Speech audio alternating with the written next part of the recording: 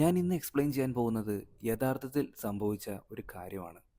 October മാസം 1972 കാലഘട്ടത്തിൽ ഉറുഗ്യൻ air force flight ആയിട്ടുള്ള 571 45 പാസഞ്ചേഴ്സുമായിട്ട് ചിലിയിലേക്ക് പുറപ്പെടുകയാണ്. ആൻഡീസ് മൗണ്ടെയ്ൻസിൽ ഈ ഒരു പ്ലെയിന് ക്രാഷ് ആവുകയാണ്. 45 പാസഞ്ചേഴ്സിൽ 12 പേരും ആ ഒരു അപകടം നടന്ന ഉടനെ മരണപ്പെടുകയുണ്ടായി. ബാക്കിയുള്ള പാസഞ്ചേഴ്സ് മൊത്തം ആ മലനിരകൾക്കിടയിൽ പെട്ടുപോവുകയാണ്. അതേ കൂട്ടുകാരെ, 2023 പുറത്തിറങ്ങിയിട്ടുള്ള സ്പാനിഷ് മൂവി ആയിട്ടുള്ള സൊസൈറ്റി ഓഫ് ദി സ്നോ എന്ന സിനിമയാണ് ഞാൻ ഇന്ന് എക്സ്പ്ലെയിൻ ചെയ്യുന്നത്. ആദ്യമായിട്ടാണ് കൂട്ടുകാർ നമ്മുടെ ഈ ഒരു കൊച്ചു ചാനൽ കാണുന്നതെങ്കിൽ ഇപ്പൊ തന്നെ ഒരു ലൈക്കും ചെയ്തേക്കുക, അതേപോലെ തന്നെ സബ്സ്ക്രൈബ് ചെയ്യാനും മറക്കണ്ട.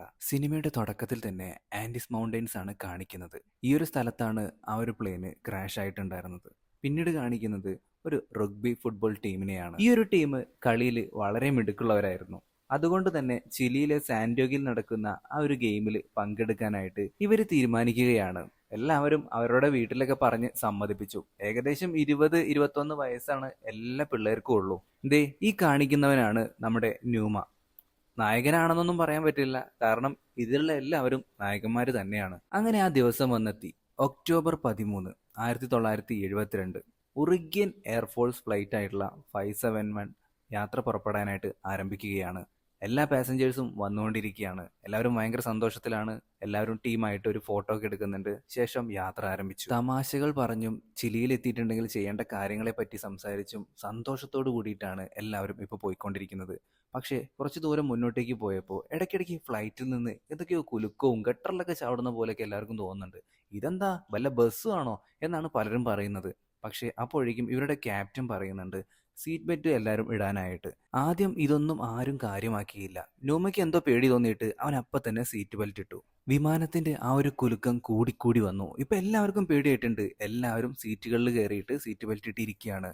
വളരെ ഭയാനകമായിട്ടുള്ള ഒരു സൗണ്ടോട് കൂടിയിട്ട് ഈ ഒരു പ്ലെയിൻ ഇപ്പൊ ഇങ്ങനെ മുന്നോട്ടേക്ക് പോയിക്കൊണ്ടിരിക്കുകയാണ്. എല്ലാവർക്കും പേടിയായി തുടങ്ങുന്നുണ്ട്. ഈ ഒരു വിമാനത്തിന്റെ സകല കൺട്രോളുകളും തെറ്റിയിട്ട് ഇപ്പൊ എങ്ങോട്ടേക്കോ ഇടിക്കാനായിട്ട് പോവാണെന്ന് നമ്മുടെ ന്യൂമയ്ക്കും ബാക്കിയുള്ള പാസഞ്ചേഴ്സിനും ഒക്കെ മനസ്സിലായി. അധികം വൈകാതെ തന്നെ ഇവരുടെ ആ ഒരു പ്ലെയിന് തകർന്നു പോവുകയാണ്. മോശം കാലാവസ്ഥയും നാവിഗേഷണൽ എററും കാരണമാണ് ഈ ഒരു പ്ലെയിൻ ക്രാഷ് ആവുന്നത്. ഈ ഒരു അപകടം നടന്നയുടനെ തന്നെ 45 പാസഞ്ചേഴ്സിൽ 12 പേരും തത്സമയം മരണപ്പെട്ടു. നമ്മൾ സാൻഡ്വിച്ച് ഉണ്ടാക്കുമ്പോൾ ബ്രെഡ് അട്ടിയട്ടിയായി വെക്കില്ലേ, അതുപോലെയാണ് ഇപ്പോൾ സീറ്റുകളുടെ അവസ്ഥ. അതിനിടയിൽ പെട്ടിട്ട് ഒരുപാട് പേര് മരണപ്പെട്ടു. അപ്പോൾ ഈ ഒരു വിമാനത്തിന്റെ പൈലറ്റിനാണെന്നുണ്ടെങ്കിലും നല്ല രീതിയിൽ പരിക്ക് പറ്റിയിട്ടുണ്ടായിരുന്നു. പുള്ളിക്കാരൻ എന്തോ പറയാനായിട്ട് ശ്രമിക്കുന്നുണ്ടായിരുന്നു. അത് മുഴുവനായിട്ട് കേൾക്കാനായിട്ട് ഇവർക്ക് പറ്റിയില്ല. രാത്രിയായപ്പോഴത്തേക്കും അതികഠിനമായിട്ടുള്ള തണുപ്പാണ്. ഒരു മനുഷ്യനും സഹിക്കാൻ പറ്റാവുന്ന അത്ര തണുപ്പ്. ലഗേജുകളും മറ്റ് ബാഗുകളൊക്കെ ഇവർ ഈ ഒരു ഫ്ലൈറ്റിന്റെ തകർന്ന ഭാഗത്ത് കുത്തി നിറച്ചിരിക്കുകയാണ്, മഞ്ഞകത്തേക്ക് കടക്കാതിരിക്കാനായിട്ട്. അടുത്ത ദിവസം നേരം വെളുത്തപ്പോഴേക്കും കുറച്ചു പേര് ഈ ഒരു തണുപ്പ് കാരണം മരിച്ചു പോയിട്ടുണ്ടായിരുന്നു. സർവൈവേഴ്സിൽ കൂടുതലും ഉണ്ടായിരുന്നത് 20-21 വയസ്സുള്ള ചെറുപ്പക്കാരായിരുന്നു. പരിക്ക് പറ്റിയവരെയും മരിച്ചു പോയവരെയും പ്രത്യേകം വേർതിരിച്ച് ഇവർ വെക്കുന്നുണ്ട്. ലഗേജുകളിൽ നിന്നൊക്കെ കിട്ടിയിട്ടുണ്ടായിരുന്ന ഫുഡ് ഇവർ വളരെ കുറച്ച് എന്നുള്ള രീതിയിൽ എല്ലാവർക്കും പങ്കിട്ട് കൊടുക്കുന്നുണ്ട്. കാരണം എത്ര ദിവസം ഇവിടെ ഇങ്ങനെ തുടരേണ്ടി വരുമെന്ന് ഇവർക്ക് അറിയില്ല. റെസ്ക്യൂ ടീം എപ്പോൾ വരുമെന്നും അറിയില്ല.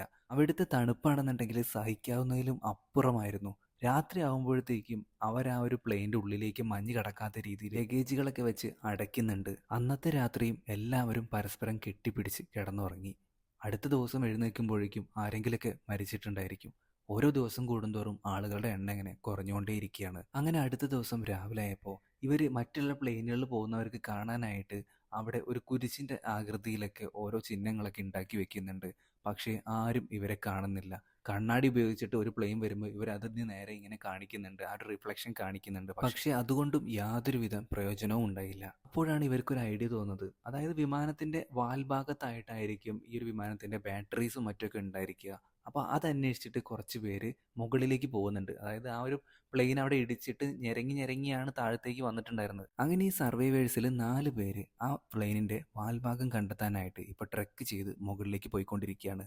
അവർ താഴോട്ടേക്ക് നോക്കിയപ്പോൾ ഈ ഒരു പ്ലെയിൻ വന്ന് കിടക്കുന്ന ആ ഒരു സ്ഥലം ഒരു ഉറുമ്പിന് പോലും വലിപ്പമില്ലാതെയാണ് അവർക്ക് കാണുന്നത്. അതായത് അപ്പോൾ മുകളിൽ നിന്ന് ഏതെങ്കിലും പ്ലെയിൻ പോകുമ്പോൾ ഇവരെ എന്തായാലും കണ്ടെത്താനായിട്ട് സാധിക്കില്ല. അത്രയും ഒരു പൊട്ട് പോലെ മാത്രമേ ആ ഒരു പ്ലെയിനിനെ മുകളിൽ നിന്ന് നോക്കുമ്പോൾ കാണാനായിട്ട് സാധിക്കുന്നുള്ളൂ. ദിവസങ്ങൾ പിന്നെയും കടന്നുപോയി. ഇവർക്കിപ്പോൾ കഴിക്കാൻ പോലും ഭക്ഷണമില്ല. ഈ ഒരു വാൽഭാഗം കണ്ടെത്താനായിട്ട് പോയിട്ടുണ്ടായിരുന്നവർ അപ്പം തന്നെ തിരിച്ചു വന്നു. കാരണം അസഹനീയമായിട്ടുള്ള തണുപ്പും അതുപോലെ തന്നെ മഞ്ഞ് വീഴ്ചയും. ഭക്ഷണം കഴിക്കാത്തതുകൊണ്ട് തന്നെ പലരും ഇപ്പോൾ മൂത്രമൊഴിക്കുമ്പോൾ കറുത്ത നിറത്തിലുള്ള മൂത്രമാണ് പുറത്തേക്ക് വരുന്നത്.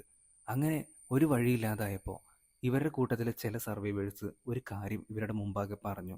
മറ്റൊന്നുമല്ല, മരിച്ചു കിടക്കുന്ന ഡെഡ് ബോഡി എടുത്ത് കഴിച്ചാലോ എന്ന്.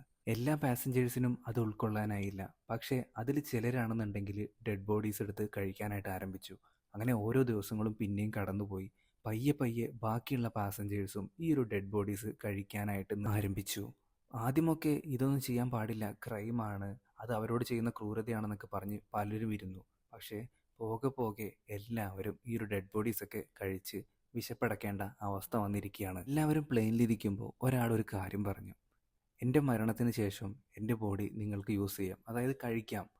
അങ്ങനെ എല്ലാവരും പരസ്പരം അങ്ങോട്ട് ഒരു കൺസെൻറ്റ് എന്ന രീതിയിൽ അവതരിപ്പിക്കുകയാണ്. ശേഷം പിന്നെ എല്ലാവർക്കും ഈ ഒരു ബോഡീസൊക്കെ കഴിക്കുന്നത് വലിയ കൗതുകമായിട്ടുള്ളൊരു കാര്യമല്ലാതായി. അങ്ങനെ ഒരു ദിവസം ലഗേജൊക്കെ പരിശോധിക്കുന്നതിനിടയിൽ ഒരു റേഡിയോ ഇവർക്ക് കിട്ടി. അതിവർ പ്ലേ ചെയ്ത് നോക്കിയപ്പോൾ അതിൽ പറയുന്ന വാർത്ത കേട്ട് ഇവർ ഞെട്ടിത്തെറിച്ചു പോയി. കാരണം ഇവരെ അന്വേഷിച്ചിട്ടുള്ള ആ ഒരു തെരച്ചിലും കാര്യങ്ങളൊക്കെ നിർത്തിവെച്ചു. ഇനി ഒരു വർഷത്തിന് ശേഷം മാത്രമേ തെരച്ചിലിനായിട്ട് സർക്കാർ തീരുമാനിക്കുള്ളൂ എന്നുള്ള വാർത്ത കേട്ടതോട് കൂടിയിട്ട് എല്ലാവരും ആകെ ഡൗൺ ആയിരിക്കുകയാണ്. അങ്ങനെ സർവൈവേഴ്സിലെ 3 അംഗ സംഘം വീണ്ടും വിമാനത്തിന്റെ ആ ഒരു വാൽഭാഗം അന്വേഷിച്ചിട്ടുള്ള ട്രെക്കിംഗ് ആരംഭിച്ചു. രാത്രിയാകുമ്പോഴത്തേക്കും താഴേക്ക് ഇറങ്ങണം, അല്ലെന്നുണ്ടെങ്കിൽ നല്ല പണി കിട്ടും, തണുപ്പടിച്ച് ചത്തുപോകും. പക്ഷേ കുറച്ചും കൂടി കൂടുതൽ ഭാഗങ്ങൾ ഇവർ തെരഞ്ഞുകൊണ്ടിരുന്നപ്പോഴേക്കും രാത്രിയായി തുടങ്ങിയിട്ടുണ്ടായിരുന്നു. ഇവരങ്ങനെ മഞ്ഞിന്റെ അടിയിൽ പെട്ടുപോകുന്നുണ്ട്. രാവിലെ എഴുന്നേക്കാൻ തന്നെ ഇവർ പാടുപെടുന്നുണ്ട്. ഇപ്പം ആ ഒരു പ്ലെയിനിൽ ന്യൂമ മാത്രമാണ് ഈ ഒരു മനുഷ്യന്റെ ഇറച്ചി കഴിക്കാത്തത്. അവനും അവസാനം ഗതിയില്ലാണ്ട് അത് കഴിക്കേണ്ടി വരികയാണ്. അങ്ങനെ ഇവരെല്ലാവരും കൂടി സംസാരിച്ചുകൊണ്ടിരിക്കുമ്പോൾ എന്തോ ഒരു സൗണ്ട് കേൾക്കുന്നുണ്ട്. ആദ്യം അവരത് കാര്യമാക്കിയില്ല. പക്ഷേ പിന്നീട് ഇവരിയ്ക്കുന്ന ആ ഒരു പ്ലെയിനിൻ്റെ ഉള്ളിലേക്ക് അതിശക്തമായിട്ട് ഒരുപാട് മഞ്ഞ് വന്ന് അങ്ങോട്ട് കയറുകയാണ്. അതായത് മഞ്ഞ് വീഴ്ച, മഞ്ഞിൻ്റെ മല അടർന്ന് വീണിട്ട് ഈ ഒരു പ്ലെയിനിൻ്റെ മുകളിലേക്കായിരുന്നു. അതോട് കൂടിയിട്ട് അതിൽ ഇവരെല്ലാവരും പെട്ടുപോവുകയാണ്. ആരും പ്രതീക്ഷിക്കാതിരുന്ന ആ ഒരു സമയത്തായിരുന്നു മഞ്ഞ് ആ ഒരു വിമാനത്തിൻ്റെ ഉള്ളിലേക്ക് ഇരച്ചു കയറിയിട്ടുണ്ടായിരുന്നത്. ഒരു വിധത്തിൽ എല്ലാവരും മഞ്ഞൊക്കെ വകഞ്ഞു മാറ്റിയിട്ട് ഇപ്പോൾ പുറത്തേക്ക് ഇറങ്ങാനായിട്ട് നോക്കുന്നുണ്ട്. പക്ഷേ പലരും ഈ ഒരു മഞ്ഞിൻ്റെ അടിയിൽ പെട്ടുപോയിട്ടുണ്ടായിരുന്നു. അവരപ്പം തന്നെ മരണപ്പെട്ടു പോയി. ഈ ഒരു മഞ്ഞ് വകഞ്ഞു മാറ്റിയിട്ട് പുറത്തേക്ക് ഇറങ്ങാനായിട്ട് അവർ ശ്രമിക്കുന്നുണ്ട്. പക്ഷേ പുറത്തേക്ക് ഇറങ്ങാനായിട്ടുള്ള ഒരു എക്സിറ്റോ കാര്യങ്ങളോ ഒന്നും തന്നെ കാണാനായിട്ട് പറ്റുന്നില്ല. എല്ലായിടത്തും മഞ്ഞ് മാത്രമാണുള്ളത്. അന്ന് രാത്രി അവർ അതിനുള്ളിൽ തന്നെ കഴിച്ചു കൂട്ടേണ്ട അവസ്ഥയാണിപ്പോൾ. മരണം കൺമുമ്പിൽ വന്ന് നിൽക്കുകയാണെന്ന് എല്ലാവർക്കും മനസ്സിലായി. എല്ലാവരും ഭയങ്കരമായിട്ട് ഡൗൺ ആയിരിക്കുകയാണ്. പക്ഷേ ന്യൂമ വിട്ടുകൊടുത്തില്ല. അവൻ അന്ന് രാത്രി മുഴുവൻ ആ മഞ്ഞ് മൊത്തം തുരന്ന് ലാസ്റ്റ് പുറത്തേക്ക് ഇറങ്ങാനായിട്ടുള്ള ഒരു വഴി കണ്ടുപിടിച്ചു. തണുപ്പ് സഹിക്കാൻ വയ്യാതെ ഒരുപാട് പേര് പിന്നെയും മരണപ്പെട്ടു. രാവിലെ ആയപ്പോഴത്തേക്കും ആ ഒരു പുറത്തേക്ക് കടക്കാനുള്ള വഴി നമ്മുടെ ന്യൂമ കണ്ടുപിടിച്ചു. അങ്ങനെ ഏറ്റവും വലിപ്പം കുറഞ്ഞ ഒരു പയ്യനാണ് പുറത്തേക്ക് ആദ്യം ഇറങ്ങുന്നത്.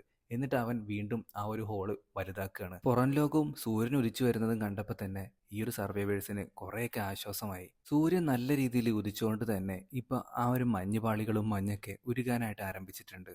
ഇവർ ആ മഞ്ഞിനടിയിൽ കിടന്ന വിമാനം ഇപ്പോൾ തുറന്നെടുത്തുകൊണ്ടിരിക്കുകയാണ്. പക്ഷേ പലർക്കും ഇപ്പോൾ പല വിധത്തിലുള്ള ഇൻഫെക്ഷൻസും മറ്റൊക്കെ വന്നിട്ടുണ്ട്.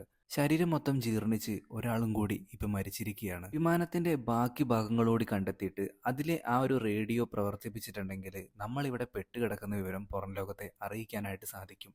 അങ്ങനെ 4 സർവൈവേഴ്സ് ഇപ്പോൾ വീണ്ടും ട്രക്ക് ചെയ്ത് മുകളിലേക്ക് പോവുകയാണ്.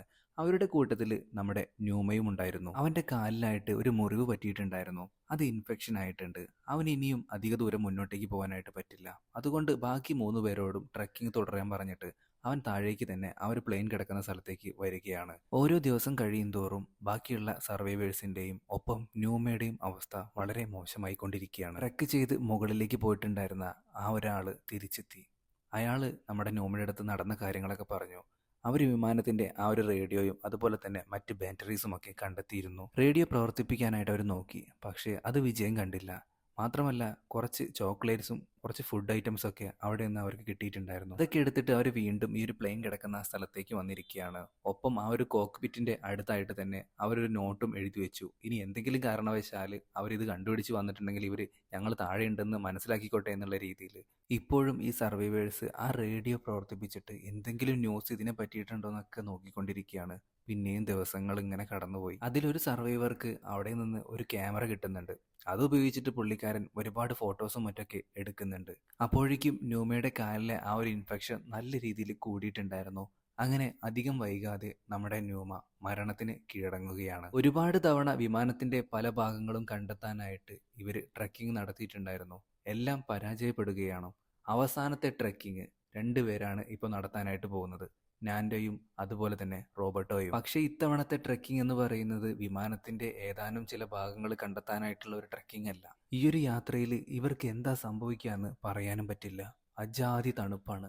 അങ്ങനെ ഇവർ മൗണ്ടൻസും മറ്റൊക്കെ കീഴടക്കി ഇങ്ങനെ പോയിക്കൊണ്ടേയിരിക്കുകയാണ്. ഓരോ സ്ഥലത്തെത്തുമ്പോഴും അങ്ങ് അകലേക്ക് നോക്കുമ്പോൾ ഒരുപാട് മലനിരകളാണ്, മഞ്ഞുകൊണ്ട് മൂടിയിട്ടുള്ള മലനിരകൾ. ഇവർക്ക് മടുപ്പ് തോന്നി തുടങ്ങിയിരുന്നു. പക്ഷേ ഇനി തിരിച്ചു പോകുന്നതിലും നല്ലത് ഇവിടെ കിടന്ന് മരിക്കുന്നതാണ്. അല്ലെങ്കിൽ മറ്റാരെയെങ്കിലും അല്ലെങ്കിൽ മറ്റ് സ്ഥലങ്ങൾ കണ്ടുപിടിച്ചിട്ട് ഞങ്ങളിവിടെ ജീവിച്ചിരിപ്പുണ്ടെന്ന് അവരെ അറിയിക്കുക.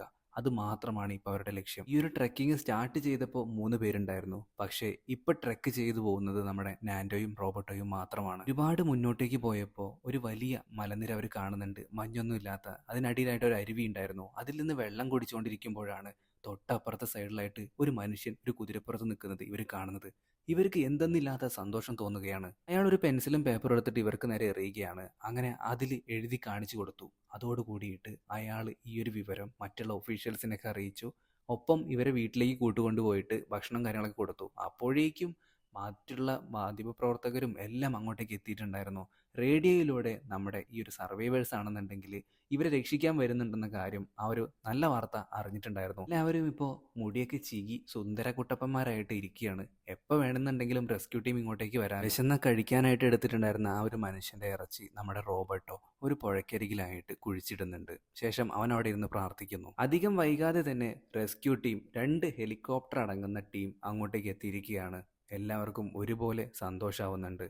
അതുവരെ ആകെ മൂകരായിരുന്ന അവരാണെന്നുണ്ടെങ്കിൽ ഇപ്പോൾ സന്തോഷം കൊണ്ട് തുള്ളിച്ചാടുകയാണ്.